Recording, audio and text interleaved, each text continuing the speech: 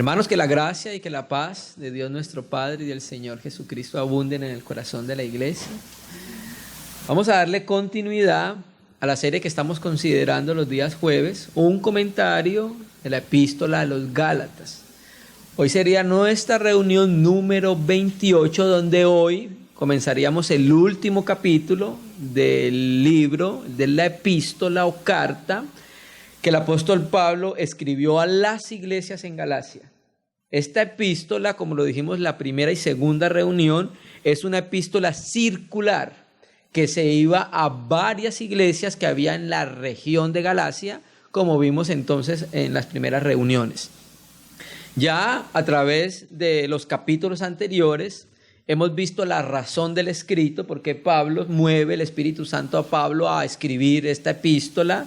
Miramos cómo en el primer capítulo él habla acerca de la autoridad de su apostolado y la autoridad del evangelio que él está predicando, porque el que lo envió es el que tiene autoridad sobre todas las cosas, que es el propio Dios y el Señor Jesucristo.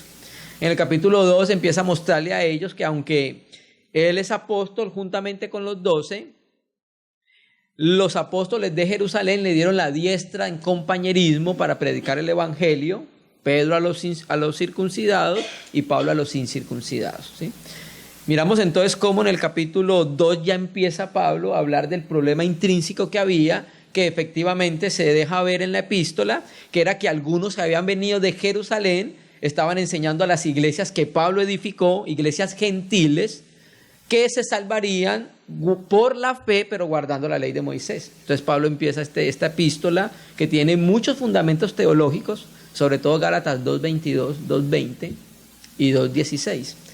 Entonces ya en el capítulo 3 Pablo apela a la experiencia de los Gálatas y les dice, hay judaizantes que están viniendo a predicarles a ustedes, le están diciendo que ustedes van a recibir el Espíritu por las obras de la ley. Ahora yo les pregunto, le hace una pregunta retórica en el capítulo 3, verso 1.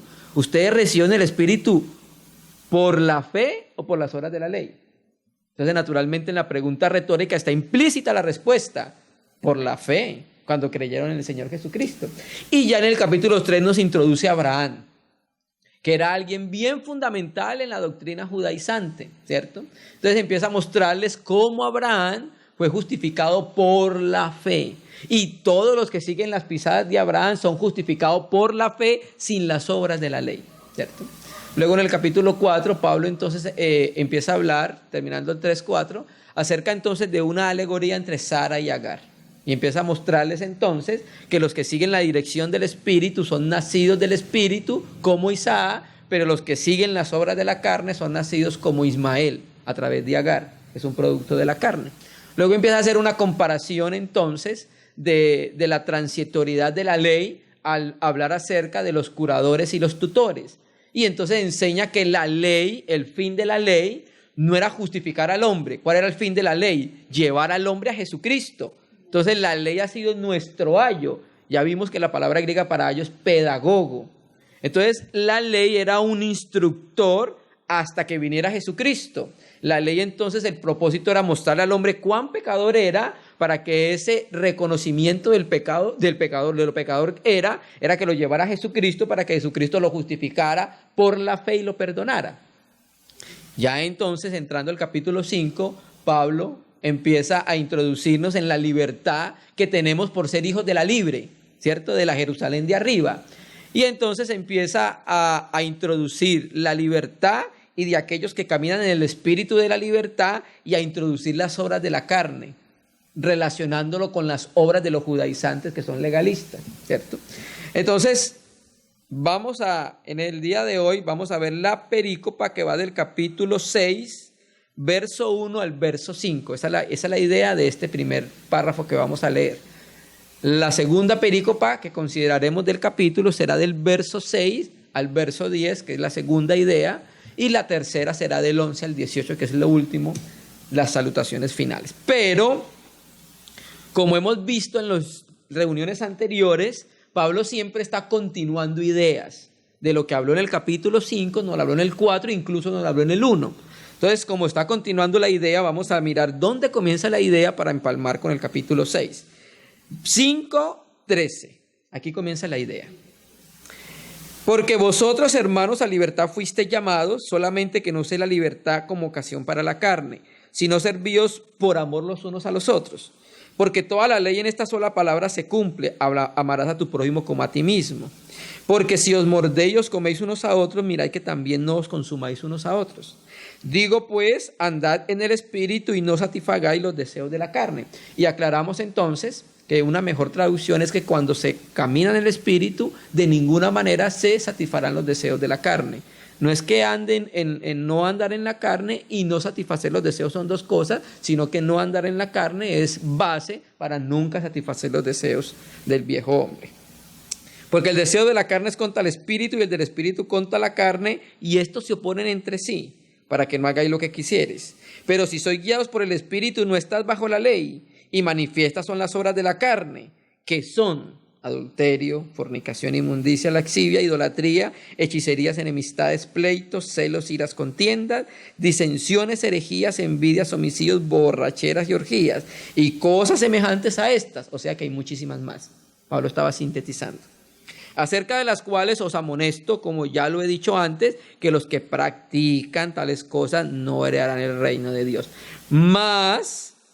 Pero el fruto del Espíritu, o como dice la Bober Cantera, la fructificación del Espíritu es amor, gozo, paz, paciencia, benignidad, bondad, fe, mansedumbre. Muy importante para la perícopa que vamos a ver hoy, este fruto del Espíritu, la mansedumbre. Mansedumbre, templanza, contra tales cosas no hay ley.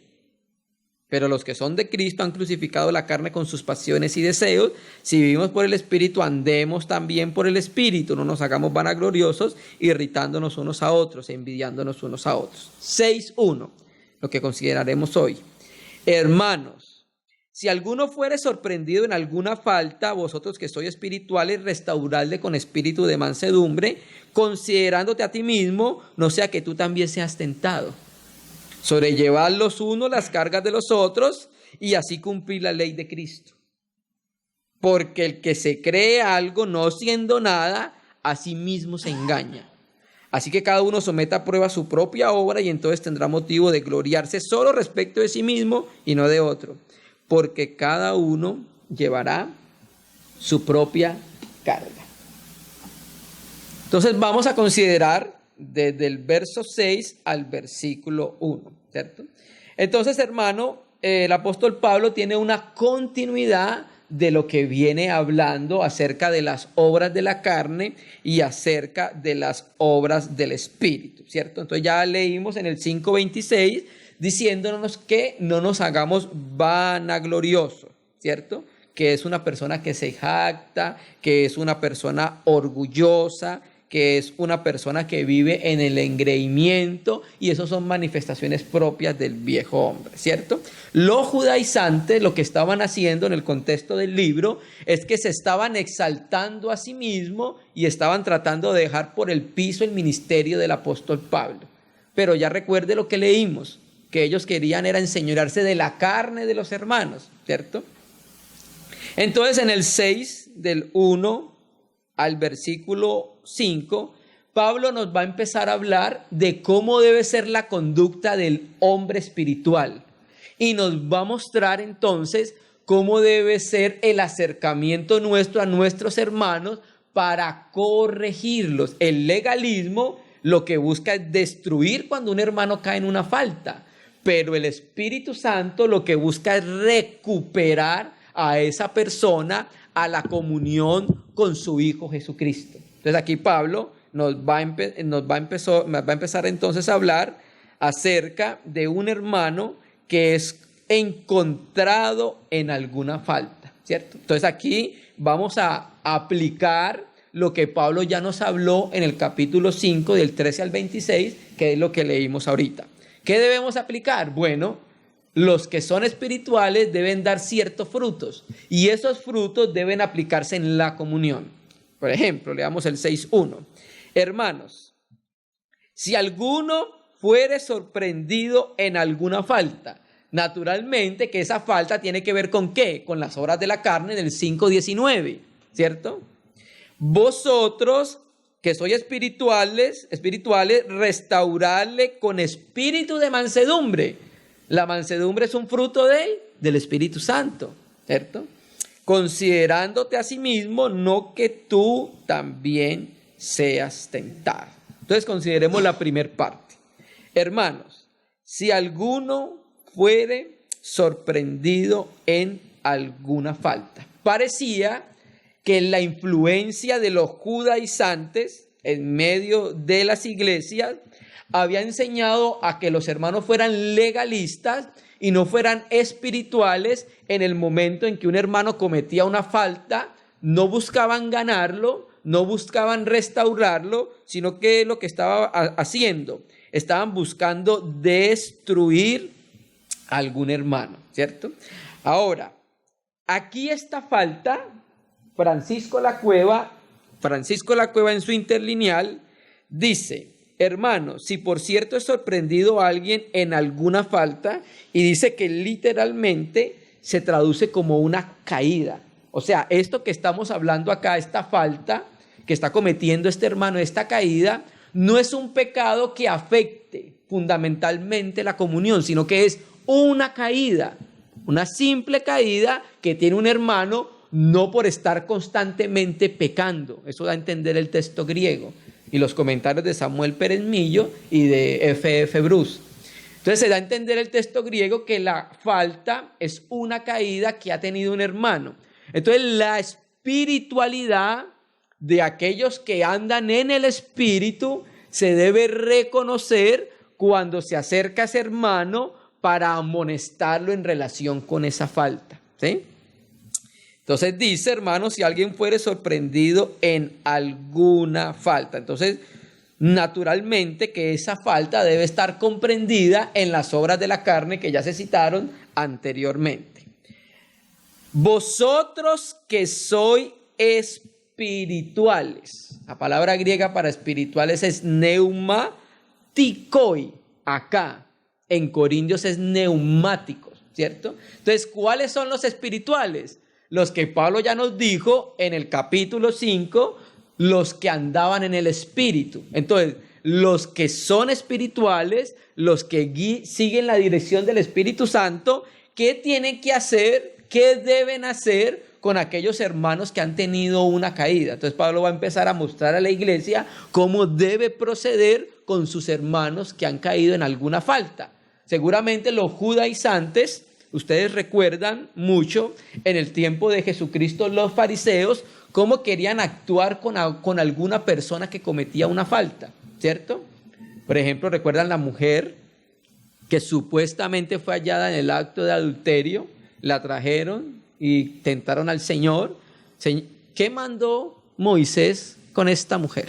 ¿Cierto? Iban a la letra y olvidaban la misericordia. Entonces, esa era la manera en que ellos querían juzgar las faltas de las personas. Naturalmente que por el contexto lo que querían hacer era atentar a Jesucristo, porque la ley decía que tenían que traer a los dos, al hombre y a la mujer, y solamente trajeron a la mujer para tentarle, ¿cierto? Entonces el Señor está mostrando la misericordia que Él tenía, lo espiritual que era para tratar estos problemas en medio del entorno de Israel. Ahora entonces Pablo nos traslada la enseñanza de Jesucristo a las iglesias. Entonces nos dicen, tenemos que ver a Jesucristo como Él, el hombre espiritual, actuó cuando alguien tenía una falta. Entonces el legalismo lo que procura es apedrear al hermano, para que el hermano no se levante. Pero los espirituales lo que procuran es ¿qué? Ganar el corazón de los hermanos para que vuelvan nuevamente a la comunión con Dios, ¿cierto? Entonces, los que se dejan conducir por el Espíritu, estos son los espirituales. Los carnales son aquellos que no manifiestan ningún grado de amor. Porque recuerde que ya estuvimos hablando en el capítulo anterior, habla acerca de la mayor manifestación del Espíritu Santo es el amor. Y el que vive en el amor cumple la ley, ¿cierto? Entonces dice, vosotros que sois espirituales, restaurarle con espíritu de mansedumbre. Entonces la mansedumbre es una evidencia de un hermano que camina en el Espíritu y en la dirección del Espíritu, ¿cierto? Entonces este hermano va a actuar de manera equilibrada en amor, no siendo iracundo, no hablando a su hermano con desdeño, hablando con su hermano de una manera déspota, sino con cariño, para que el hermano pueda sentir el amor de Cristo, pueda reconocer su falta a través del amor y pueda volverse al Señor. ¿Sí? Entonces termina diciendo el texto, restaurarle. Esta palabra griega restaurarle es la misma que se utiliza en Mateo 24:21, cuando dice que los apóstoles estaban remendando las redes. Entonces esta palabra restaurar también se puede traducir como remendar, ¿cierto? Entonces, el que ha sido sorprendido en una falta, en una caída, en algún pecado, no debe ser tratado con ira. Jesucristo nos enseñó a nosotros cómo era el proceso de la disciplina para recuperar a un hermano cuando estaba en alguna falta. Vamos a leerlo en Mateo 18, versículo 15. Entonces, en este primer paso, Pablo que nos muestra acá, que es lo mismo que nos muestra Jesucristo, la disciplina nos restaura a través de la manera que Jesucristo nos dice cómo debe ser el proceder cuando un hermano ha caído en alguna falta. Mateo 18, 15. Por tanto, si tu hermano peca contra ti, que es lo que está diciendo aquí Pablo, si algún hermano hace alguna falta, algún pecado, ve y repréndele estando tú y él solos. Si te oyere, has ganado a tu hermano. ¿Cierto? Entonces, en esta primera instancia, lo que Pablo nos enseña, lo mismo que Cristo enseña, es que cuando el hermano peca, tiene alguna falta, los que son espirituales lo van a restaurar en un espíritu de mansedumbre. Se van a acercar al hermano con todo cariño, con todo amor, con toda mansedumbre, con toda afabilidad. Va a hacer reconocer a su hermano, hacerle ver que ha cometido una falta, una caída, y de esa manera el corazón del hermano va a ser ganado. Va a reconocer que se equivocó delante del Señor y su corazón va a volver a restaurarse nuevamente con el Señor. Eso lo hacen ¿quiénes? Los espirituales. Los que son carnales, lo primero que hacen con los hermanos es apedrearlos para no ganar el corazón de ellos. Y ahí uno va conociendo si es espiritual o no es espiritual por el fruto que está presentando, ¿cierto? Entonces, algo más. El elemento que debemos utilizar en esa restauración con el hermano es el espíritu, los espirituales, y la palabra del Señor. Porque la restauración también consiste en hacer ver al hermano la falta a través de la palabra. A través de la palabra se le muestra al hermano y se le dice, mira hermano, has ofendido al Señor en esto, la palabra del Señor dice esto, debes considerar esto que estás haciendo. Vamos a leerlo en un texto muy conocido. Segunda de Timoteo 3:16. Entonces, el elemento para restaurar, que finalmente es el objetivo de la disciplina bíblica, ¿cuál es? La palabra. Segunda de Timoteo 3:16. Toda la escritura es inspirada por Dios, seoneusta, soplada por Dios, y tiene varios propósitos. Uno de ellos es ¿qué? Útil para enseñar, pero no solamente enseñar. ¿Qué más? Redarguir, corregir y instruir en justicia, ¿cierto? Entonces se llama al hermano, hermano, has ofendido al Señor en esto que dice la palabra. Entonces la palabra va a operar en el interior del hermano para corregirlo, para exhortarlo, y a través de eso él va a reconocer en su interior que verdaderamente ha ofendido al Señor. Y esto lo va a llevar a recapacitar en su acción, y este hermano va a ser ganado a través del amor para que vuelva a la comunión nuevamente con el Señor. ¿Sí? Esto lo hacen ¿quiénes? Los espirituales. ¿Cierto que sí? Por eso empieza hablando, los espirituales con espíritu de mansedumbre, ¿cierto? Entonces esto lo aprendemos nosotros del carácter del propio Señor. Jesucristo, cuando un un judío que estaba buscándolo caía, él no le caía encima. No lo dejaba caído, sino que lo levantaba y lo volvía nuevamente, y lo que le decía es: vete y no peques más. ¿Cierto que sí? Pero el Señor sí tenía un trato diferente con los fariseos. Porque los fariseos y los saduceos y los intérpretes de la ley pecaban adrede. Eran orgullosos, eran altivos, eran soberbios. Vivían en la carne. Entonces por eso el Señor trataba con ellos de esa manera. Hipócritas. Pero a los discípulos tú ves que Cristo nunca se refirió a ellos de esa manera. Se refirió a ellos como mis amigos, mis hermanos, ¿cierto? Discípulos. Eran términos diferentes, ¿cierto? Ok. Entonces, el amor como fruto del Espíritu, lo que ayuda en el corazón de la iglesia es que multitud de pecados sean cubiertos. Hermano, ¿cómo va a decir usted eso sabiendo que lo que cubre los pecados es la sangre? Sí, pero es una manera de referirse a la acción restauradora del amor por el Espíritu Santo en el corazón de los hermanos. Mire cómo lo dice Pedro. Primera de Pedro 4, versículo 8. ¿Reconocemos ese texto? Primera de Pedro, capítulo 4, versículo 8.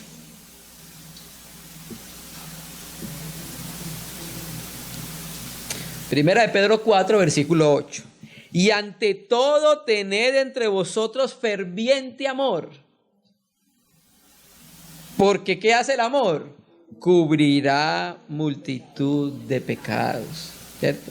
Entonces, en ese amor manifestado, en esa restauración, a través de ese camino del amor, el hermano va a ser nuevamente puesto en la comunión con el Señor Jesucristo nuevamente, ¿claro?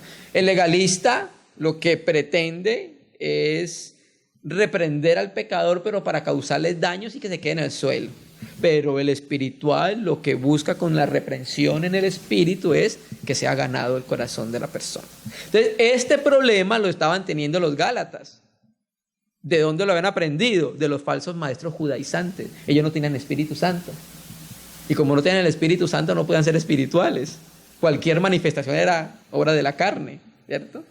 Entonces sigue diciendo el texto, volvamos a Gálatas 6, 1. Entonces le dice, ¿por qué debemos restaurar a tal con espíritu de mansedumbre? Lo bueno de la palabra es que nos enseña a colocar los pies en la tierra. ¿Sabe por qué? Considerándote a ti mismo, no sea que tú también seas tentado, ¿cierto?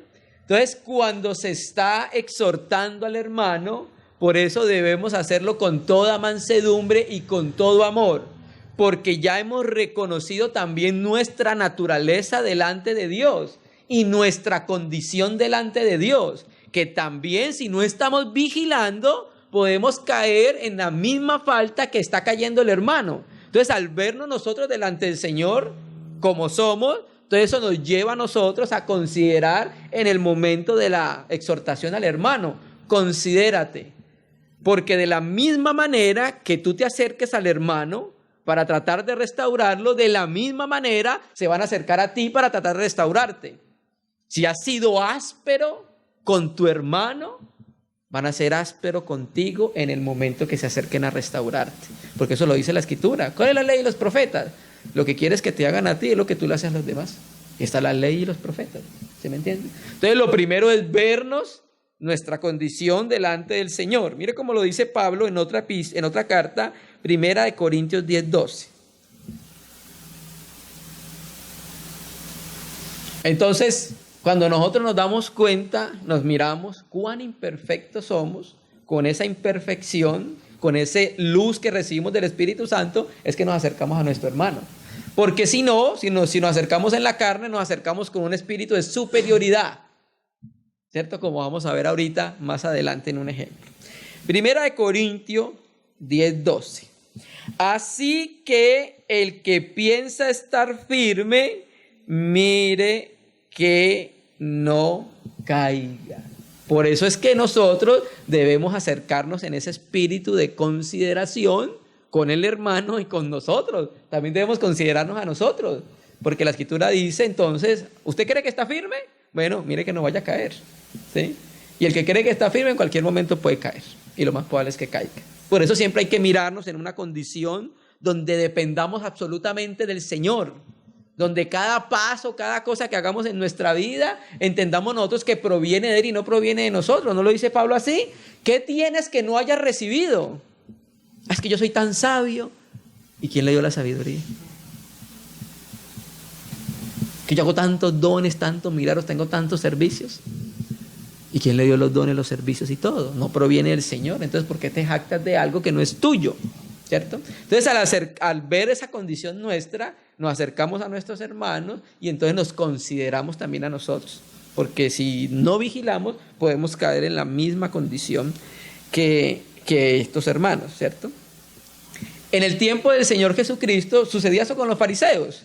Se creían perfectos en sí mismos y se referían al pueblo de la siguiente manera, y lo dice textualmente la Escritura en Juan: ese pueblo que no conoce de ley es maldito. Así se referían al pueblo, porque ellos conocían la ley, instruían a los indoctos, entonces estaban por allá montados como en un 18º piso, por allá, ¿sí? ¿Me entiendes? Estaban en una nube, ¿cierto? Y se referían especialmente de una manera despectiva a los gentiles y a los publicanos. A Jesucristo lo recriminaron por eso. Si este fuera profeta, no reconocería que esta mujer era una pecadora. O este que hace comiendo con los publicanos. Ahí mostraba entonces la superioridad que había en el corazón de los fariseos. No había nada de humildad, ¿cierto? Entonces, leamos Lucas 18, versículo 11. Lo que hace el legalista es que la medida de comparación para juzgarse no es Dios, sino el prójimo. ¿Se me entiendes? En vez de compararse, en vez de tomar a Dios como una medida, se tiene una medida con los hermanos o con las personas que están en el entorno. ¿Usted no lo ha escuchado? Algunas personas cuando se les ha predicado el evangelio, que ellos dicen que no, pero hay personas más malas que yo. Hitler, Mussolini, Stanley. Sí, es verdad, pero esa no es la medida. La medida es Dios. Esa es la medida, ¿sí? Lucas 18:11. ¿Recuerdan la parábola del fariseo y el publicano? Ok, leamos solamente este versículo. El fariseo puesto en pie. Esto era lo que estaban aprendiendo los hermanos en Galacia. Por eso es que nosotros debemos estar vigilando la palabra que se da en la casa de Dios, lo que se está enseñando. ¿Por qué? Por esto. Esto lo están aprendiendo los hermanos en Galacia. El fariseo puesto en pie oraba consigo mismo de esta manera, ni siquiera con Dios. Dios, te doy gracias, porque no soy como los otros hombres, ladrones, injustos, adúlteros, ni aún como este publicano. ¿Y sabe qué dice el publicano? Sé propicio a mí. Ni siquiera levantar los ojos al cielo. Esa es la condición que nosotros debemos tener siempre ante el Señor.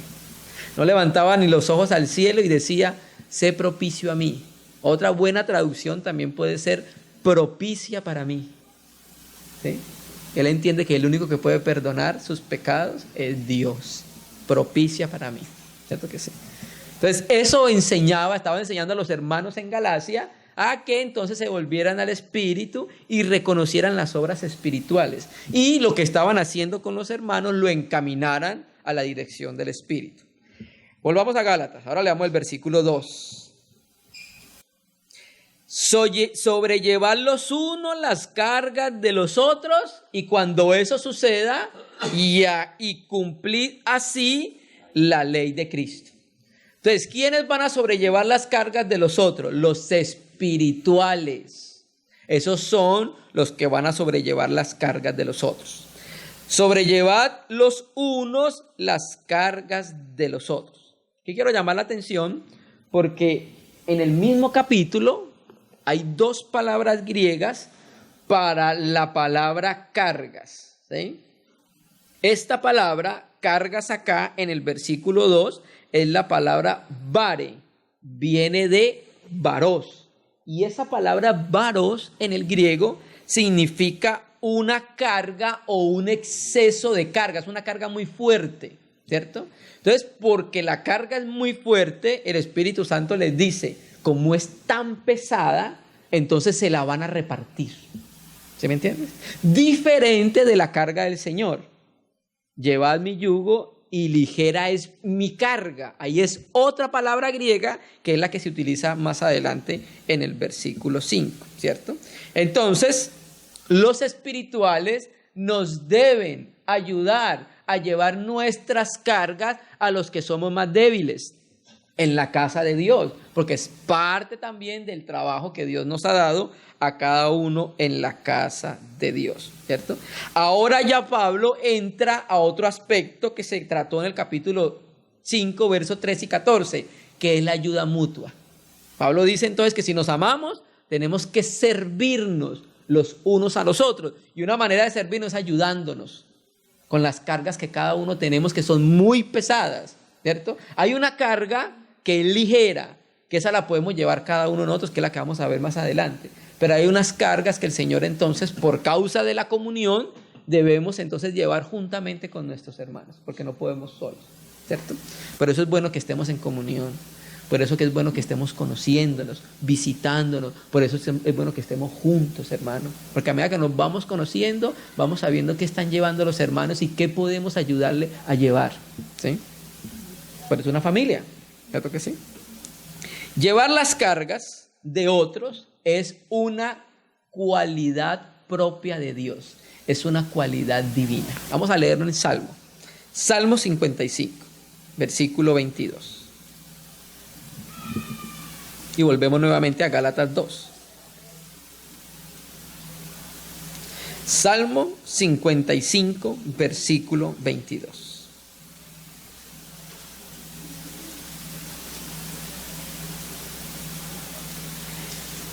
Echa sobre Yahvé tu carga. O sea, ¿quién podía hacer descansar a Israel más que el propio Dios? Entonces, esto lo aprendimos del propio Señor Jesucristo. Aparte de que cargó con nuestros pecados, Él ayuda a llevar todas nuestras cargas para que podamos caminar ligeramente.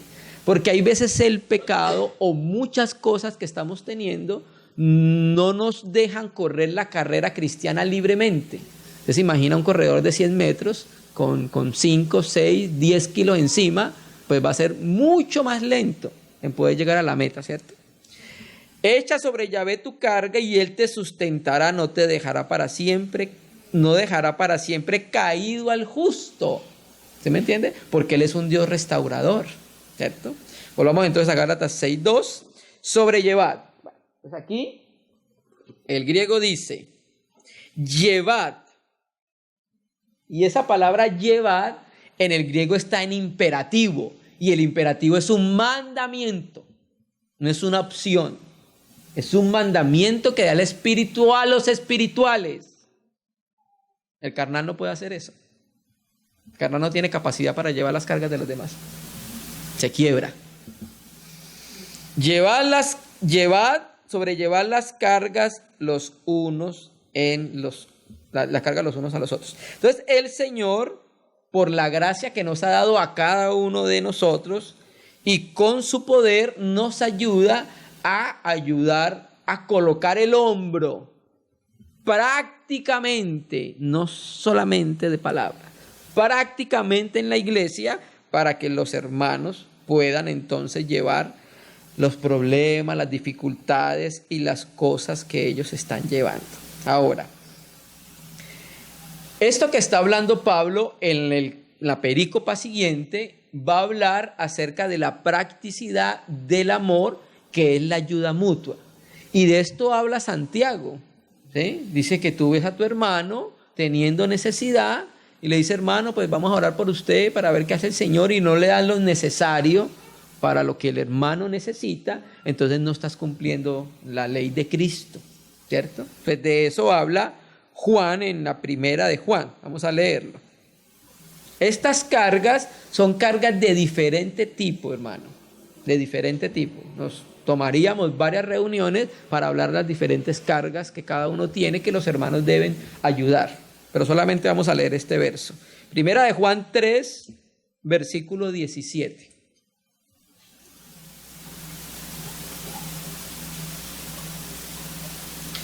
Primera de Juan 3, versículo 17. Pero el que tiene bienes de este mundo, y el verso 16 viene hablando del amor. Entonces, bueno, estamos hablando del amor, pero hay que practicarlo. El amor no se debe quedar en el aire. Así es muy bonito amarnos y todo, claro que sí. Pero el amor tiene una sustancia, tiene una realidad, se palpa. Pero el que tiene bienes de este mundo y ve a su hermano tener necesidad y cierra contra él su corazón, ¿cómo mora el amor de Dios en él? Hijitos míos, no amemos de palabra ni de lengua, sino que de hecho y en verdad. O sea que debe tener un sustento el amor. De eso entonces está hablando acá. Se ayudan a llevar las cargas en práctica, en ayuda mutua, ¿cierto? De las diferentes cargas que tienen cada uno de los hermanos. Volvamos, Gálatas 6:2. Sobrellevar los unos las cargas de los otros. Entonces, cuando eso se hace, ¿qué estamos haciendo? Y cumplid así la ley de Cristo. La ley de Cristo, hermanos, no es nada más que el cumplimiento de la deuda de amor que tenemos con nuestros hermanos. El amarnos los unos a los otros. Cuando nos amamos prácticamente, de acuerdo al testimonio de Jesucristo, ¿qué es lo que estamos haciendo? Estamos cumpliendo la ley de Cristo.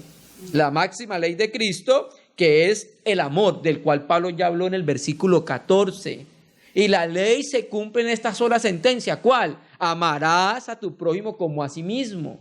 Esa es la ley de Cristo. El amarnos, el ayudarnos mutuamente. Entonces, cuando lo estamos haciendo, sobrellevando las diferentes cargas, ¿qué estamos haciendo? Cumpliendo la ley de Cristo. Porque Él también la hizo. Él cumplió la ley del amor al ayudarnos a nosotros, al vernos en nuestra condición. Leámoslo el 5:13, vamos a leerlo.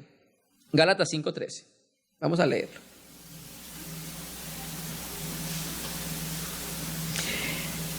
Porque vosotros, hermanos, a libertad fuiste llamados, solamente que no uséis la libertad como ocasión para la carne, sino servíos por amor los unos a los otros. Aquí el amor, entonces, Pablo nos enseña que se conoce cuando nos servimos. 14, porque toda la ley en esta sola palabra se cumple. Amarás a tu prójimo como a ti mismo. ¿Cómo es amar? Según el verso anterior, sirviéndonos. Y ahora en lo que está hablando Pablo lo está llevando a otro ejemplo, utilizando otra metáfora, llevando cargas pesadas. ¿Se me entiendes? Entonces, en la ley de Cristo, que es la ley del amor, queda incluido el cumplimiento de toda la ley. Ahora, creo que Pablo llega a este punto de la ley de Cristo porque está haciendo un contraste con la ley de Moisés. No que la ley de Moisés sea mala, sino que la ley en Moisés enseñó al hombre que él quisiera esas cosas, viviría por ellas. Y la ley de Moisés no enseñaba a justificar al hombre por causa del problema que había con los judaizantes, ¿cierto? La ley de Cristo y la ley de Moisés. Entonces nosotros vemos a Jesucristo cumpliendo la ley del amor. ¿Cuándo? Cuando le trajeron la mujer adúltera, cuando le trajeron la mujer pecadora, cuando el ladrón que estaba en la cruz tuvo misericordia por amor de este hombre que lo reconoció. Y hay algo donde vemos mayormente la restauración y llevando las cargas y manifestando el amor fue con Pedro. ¿Recuerdan lo que hizo Pedro, cierto? Pedro mintió, incumplió la promesa de fidelidad que le había hecho, juró faltamente, negó al Señor, pero el Señor restaurándolo 3 veces le dijo: Pedro, ¿me amas? ¿Por qué? Porque le estaba diciendo que la única manera en que podía pastorear su rebaño era amando. Le dice a Pedro, es la única manera. El amor es el único camino. Entonces la ley de Cristo lo que hace es que perdona al hermano que ha ofendido a Dios o que ha pecado, restaura al hermano que ha caído en una falta y ayuda al hermano que está necesitado. Entonces la ley del amor tiene que ver con el mandamiento que el Señor nos ha dado. La ley de Cristo tiene que ver con la ley del amor. El cumplimiento de la ley de Cristo es amarnos los unos a los otros. Volvamos a Gálatas, ahora leamos el versículo 3. Entonces ahora mire cómo va a contrastar Pablo el amor, ¿cierto? Algunos se creían muy espirituales, que amaban mucho. Entonces dice Pablo en el verso 3. Porque el que se cree algo, no siendo nada, a sí mismo se engaña. Entonces la falta de amor en los judaizantes y la falta de amor en los hermanos en Galacia, esa falta de amor la habían aprendido de los judaizantes, porque de Pablo no aprendieron hacia Jesucristo. De Pablo aprendieron a Jesucristo es amar. Incluso Pablo les recuerda en algún momento de la epístola el amor que ellos sentían por Pablo en estas palabras. Si hubiese sido posible, me hubieran dado vuestros ojos. ¿Recuerda que lo leímos? ¿Cierto que sí? Dándoles a entender cómo ellos amaban a Pablo y cómo Pablo los amaban a ellos, porque así aprendieron de Cristo, ¿cierto? Entonces la falta de amor y el amor orientado hacia uno mismo produce estas situaciones, que la persona se crea suficiente o se crea alguien en la casa de Dios, ¿cierto? Es una amonestación al orgullo. Es una amonestación a las personas entonces en las cuales creen que hay superioridad sobre los hermanos, ¿cierto? Algunos en las iglesias en Galacia no estaban dispuestos a restaurar al hermano que habían caído porque ellos eran muy súper espirituales, ¿cierto? Como eran tan espirituales, ¿cierto? Entonces ellos no podían restaurar al hermano. Se consideraban muy superiores, un espíritu de presunción, que ese espíritu de presunción fue el que llevó a Pedro a pecar. Señor, contigo voy a donde sea, Señor. Una presunción, ¿cierto? Mire cómo Pablo nos enseña a nosotros a no caer en esta falta, ¿cierto? Al reconocer que nuestro poder viene de Dios, que nuestra fuerza viene de Dios, leamos 2 Corintios 12, versículo 9. El poder espiritual en el cristiano viene en la medida que conozca su condición de imperfección delante del Señor. 2 Corintios 12, 9. Pablo está hablando acerca de que Dios le dio muchísimas revelaciones, ¿cierto? Pero también le permitió un aguijón para que tanta revelación no lo sobresaltara. Entonces cuando de pronto se estaba sobresaltando, venía el aguijón así como una aguja, y entonces se desinflaba y volvía otra vez a colocar los pies en la tierra, ¿cierto? Por eso hay veces es necesario estas cosas, hermano. Y entonces el Señor le dijo: Señor, ¿hasta cuándo voy a tener esto, Señor, este aguijón en la cara?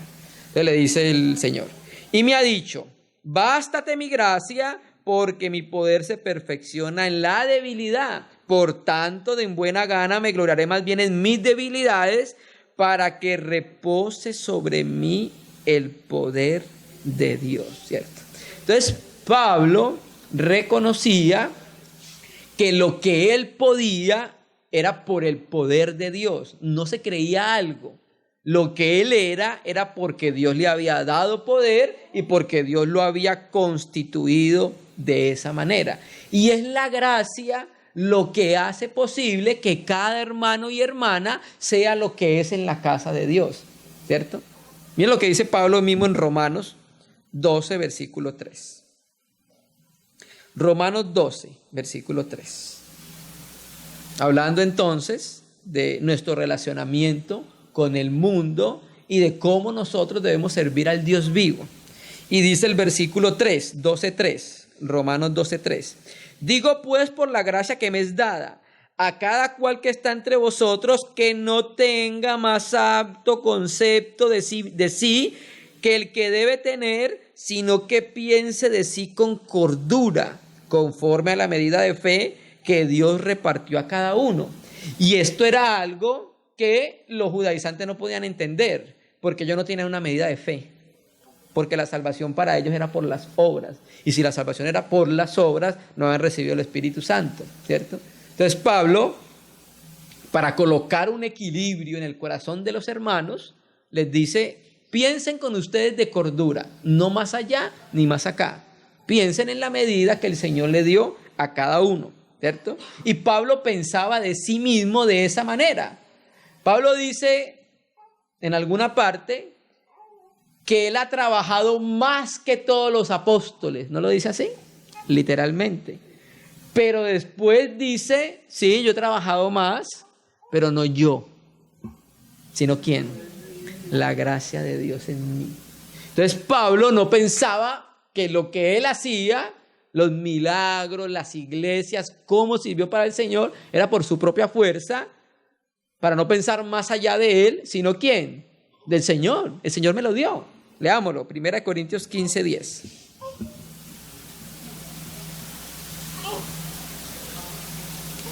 Primera de Corintios 15:10. Pero por la gracia de Dios soy lo que soy, y su gracia no ha sido en vano conmigo. Antes he trabajado más que todos ellos. Punto y coma. Pero no yo, gracias a Dios, ¿cierto? Sino la gracia de Dios conmigo. O sea que Pablo reconocía que lo que había hecho no había sido por su fuerza, por su locución, porque era muy inteligente, porque hablaba muchos idiomas, porque estaba codeándose con el Sanedrín, sino que era simple y llanamente la gracia de Dios lo que lo capacitaba. Entonces eso ayudaba a Pablo a que no pensara más allá de lo que podía pensar de sí mismo. Entonces por eso dice el texto, porque el que se cree algo no siendo nada, a sí mismo se engaña, ¿cierto? Y termina diciendo, a sí mismo se engaña, o sea, es un autoengaño, lo que trata de decir ahí el texto. Es un autoengaño voluntario. ¿Y sabe por qué? Como resultado de valorarse él mismo, colocarse en una alta estima, que fue el pecado por el cual cayó Luzbel. E Hillel cayó por ese pecado. Porque se vio al espejo y dijo, no, yo definitivamente puedo ser Dios. ¿Quién como yo? Mire la perfección que yo tengo. La vanidad, el orgullo, o sea, le dio cabida el yo. ¿Sí me entiende? Y eso ha destruido muchos ministerios, hermano. Y ha afectado mucho en la casa de Dios. El orgullo, la soberbia, la altivez.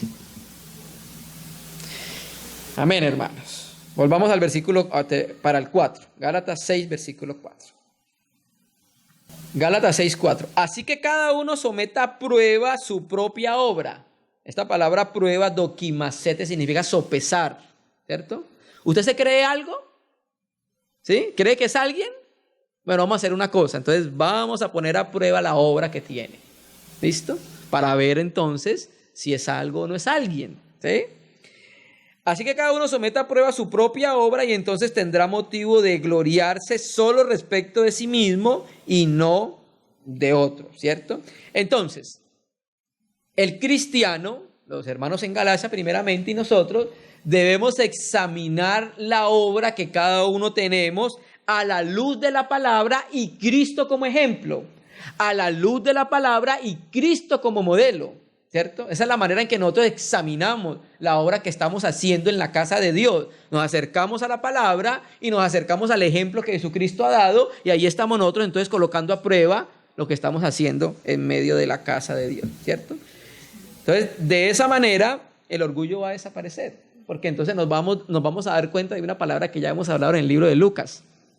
El siervo que hizo lo que debía hacer, cuando lo hace, diga, siervo inútil soy. ¿Por qué? Porque hizo solo lo que debía hacer. Entonces, cuando una persona sabe lo que hizo de acuerdo a la voluntad de Dios, tiene que decirse en su interior, bueno, si hice lo que el Señor me mandó a hacer, entonces soy solo un siervo inútil. Y eso va a guardar nuestro corazón de orgullo. ¿Sí? Y entonces tendrá motivo de gloriarse solo respecto de sí mismo, ¿cierto? Entonces, esto es un resultado del examen que estamos teniendo, estamos viendo, entonces, cómo está la obra que estamos haciendo cada uno de nosotros. Y en ese examen, pues vamos a terminar diciendo que lo que nosotros podemos es por la gracia de Dios, ¿cierto? Entonces, de esa manera, el gloriarse no va a ser en nosotros, sino que el gloriarse va a ser ¿en quién? En Dios. Porque vamos a entender que lo que hacemos es por el poder de Dios que reposa en nosotros, ¿cierto? Aquí creo que Pablo está tratando muy fuertemente el asunto de la soberbia y el orgullo que estaban manifestándose en los hermanos en Galacia por causa de la comunión, entre comillas, con los judaizantes, hermano. Amén. Entonces debe de gloriarse solo respecto de sí mismo y no en otro. Entonces, la auténtica evidencia de la obra cristiana es cuando se compara con Jesucristo. Esa es la medida. Cuando estemos en el tribunal de Cristo, a nosotros no nos van a comparar entre otro hermano. Este hermano sí hizo, este hermano no hizo. Venga Pepito, yo lo comparo con fulanito para ver. No, la medida va a ser Jesucristo. El Hijo de Dios va a ser la medida, no va a ser otro, hermanos. Por eso entonces nosotros debemos ver al Señor. Y termina entonces el versículo 6. Pues vamos a leerlo completo. Así que cada uno someta a prueba su propia obra, entonces tendrá motivo de gloriarse solo respecto de sí mismo y no en otro.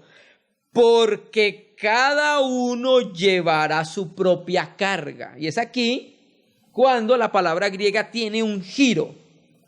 Porque cada uno el propio equipaje llevará. Entonces ya leímos que en el verso 2 la palabra griega para cargas es varé, viene de varos, una carga muy fuerte, pero aquí la palabra fortión es un equipaje, algo que la persona puede llevar. Esa es la diferencia entre las dos cargas, una pequeña mochila que cada uno puede llevar en la espalda. Entonces, ¿qué quiere decir este último versículo? Que cada uno será responsable por sus actos. ¿Qué es lo que quiere decir este último versículo? ¿Sí me entiendes? Que aunque nos ayudamos a llevar las cargas, al final hay algo el cual yo soy responsable ante el Señor, no el hermano, porque nosotros somos los que debemos dar cuenta delante del Señor. Entonces la conclusión clara de Pablo con esta frase equivale a decir que cada uno será responsable delante de Dios.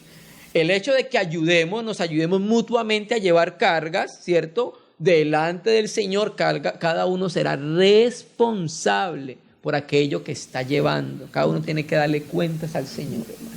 Entonces creemos que en esta perícopa el apóstol Pablo habla de la preeminencia del amor, habla de la evidencia del fruto del Espíritu Santo para poder acercarnos unos a otros, exhortándonos en el amor para recuperar, ganar el corazón de los hermanos. Nos muestra entonces de que nada proviene de nosotros, que todo lo que tenemos, cualquier talento, cualquier don, cualquier cosa que hayamos hecho, proviene del propio Dios, hermano. Amén. Entonces, hermano, que el Señor pueda utilizar la palabra para poder aplicarla en nuestra vida diaria, hermano. Amén. Vamos a orar al Señor, vamos a agradecerle y vamos a pasar entonces a mutualizar el tema.